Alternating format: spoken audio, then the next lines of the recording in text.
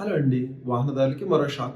దేశవ్యాప్తంగా diesel, petrol ధరలు మళ్ళీ పెంచారు. లీటర్‌కి దాదాపు 90 పైసలు పెంచారు. వారం రోజుల్లో ఇది రెండోసారి. ముందు రూ. 3 పెంచారు.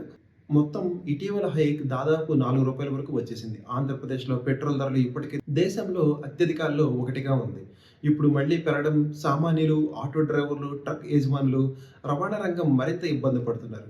కారణం ఏమిటంటే పశ్చిమాసియా సంక్షోభం వల్ల క్రూడ్ ఆయిల్ ధరలు మళ్ళీ పెరిగాయి. ఆయిల్ కంపెనీలు భారీగా నష్టాలు చవిచూస్తున్నాయి. ముందు నష్టాలు భరించి ఇప్పుడు రిటైల్ ధరలు స్టెప్ బై స్టెప్ పెంచుతున్నారు. ప్రతి లీటర్ పెట్రోల్ ధరలో base price, central excise, dealer commission plus state VAT ట్యాక్స్లు ఉంటాయి. ఆంధ్రప్రదేశ్లో స్టేట్ ట్యాక్స్ భాగం ఎక్కువగా ఉండటం వల్ల ధరలు ఎక్కువగా ఉంటాయి. మునుపటి జగన్ గారి సర్కార్ 2019-24 మధ్య అదనపు వ్యాట్, రోడ్ డెవలప్మెంట్ సెస్ వంటివి విధించారు. దాంతో పెట్రోల్ పై రూ. 8, డీజిల్ పై రూ. 7 వరకు అదనంగా భారంగా వచ్చింది. ప్రస్తుత కూటమి సర్కార్ కొత్తగా అదనపు ట్యాక్స్ ఏమీ విధించలేదు. కానీ మునుపటి ప్రభుత్వం వదిలి వెళ్ళిన ఆర్థిక భారం వల్ల వ్యాట్ సెస్‌లు వెంటనే తగ్గించలేకపోతుంది.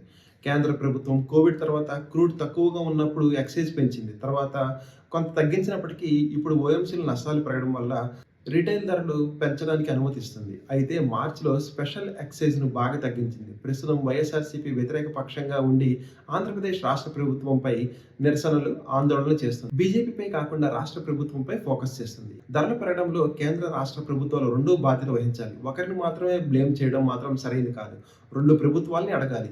కేంద్ర ప్రభుత్వాన్ని ఎక్సైజ్ డ్యూటీ, ఓఎంసీ పాలసీ గురించి, అలాగే కోవిడ్ తర్వాత ఎక్సైజ్ పెంచినప్పుడు ఎందుకు పూర్తిగా రిలీఫ్ ఇవ్వలేదు? తర్వాత ఆంధ్రప్రదేశ్ రాష్ట్ర ప్రభుత్వాన్ని మునుపటి అదనపు సెస్ అండ్ వ్యాట్ ఇంకా ఎందుకు కొనసాగుతున్నాయి? ప్రస్తుతం వాటిని ఎంత త్వరగా తగ్గించగలరు? వైఎస్ఆర్‌సీపీ ప్రస్తుత రాష్ట్ర ప్రభుత్వం మీద నిరసనలు చేస్తుంటే వారు అధికారంలో ఉన్నప్పుడు ఎందుకు తగ్గించలేదు? ప్రజలు రెండు స్థాయిలోనూ ఒత్తిడి తీసుకురావాలి. రాజకీయ పార్టీలు అధికారంలో ఉన్నప్పుడు, వ్యతిరేకంలో ఉన్నప్పుడు వేరు స్టాండ్ తీసుకోవడం సాధారణం. కానీ వాస్తవ బాధ్యత రెండు ప్రభుత్వాలపై ఉంది. ఫ్యూచర్‌లో ఇంకా రూ. 20 పెరుగుతాయనే రూమర్స్ ఉన్నాయి. కానీ సంక్షోభం కొనసాగితే మరిన్ని హైకులు రావచ్చు. పెట్రోల్, డీజిల్ జీఎస్టీలోకి రావడం లేదు. రాష్ట్రాలు రెవెన్యూ నష్టం భయం వల్ల అంగీకరించడం లేదు. ఆంధ్రప్రదేశ్ వాహనదారులు రెండు ప్రభుత్వాలను స్పష్టంగా ప్రశ్నించాలి. కేంద్రాన్ని, రాష్ట్ర ప్రభుత్వాన్ని కూడా. వైఎస్ఆర్‌సీపీ ప్రస్తుత రాష్ట్ర ప్రభుత్వంపై నిరసనలు చేస్తుంటే వారు అధికారంలో ఉన్నప్పుడు ఎందుకు తగ్గించలేదు అని కూడా ప్రశ్నించాలి.